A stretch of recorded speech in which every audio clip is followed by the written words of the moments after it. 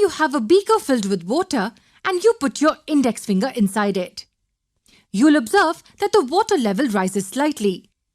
You put in 2 fingers, the water level rises a bit more. And now when you put in your hand up to the wrist level, you'll see that the water level increases significantly.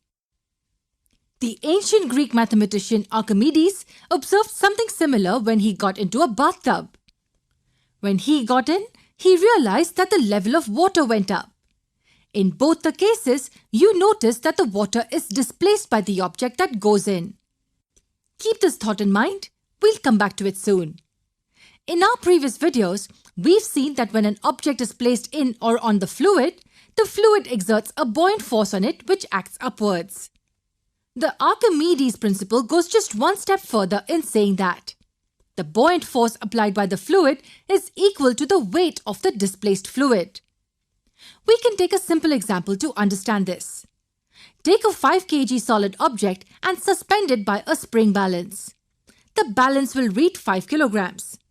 Let this be the first case. For the second case, take a beaker of water which has a small opening at the top. The water in the beaker is filled right up to this point where the opening is. And we keep a small container under the opening. Now slowly lower the solid object into the water and you'll see that the reading will be lower number as compared to the previous case. Why is that? It's because of the buoyant force acting on the object. You'd have also noticed that some water was displaced.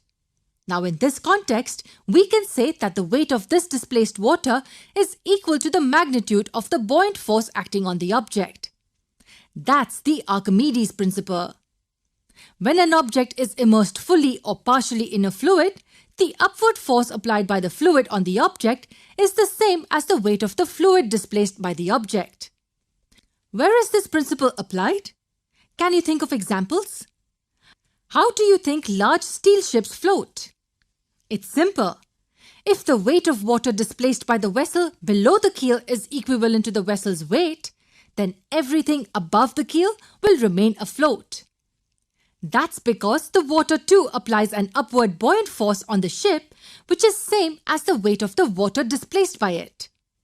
There's just one important concept left in this section, and that's relative density, which we will cover in the next lesson.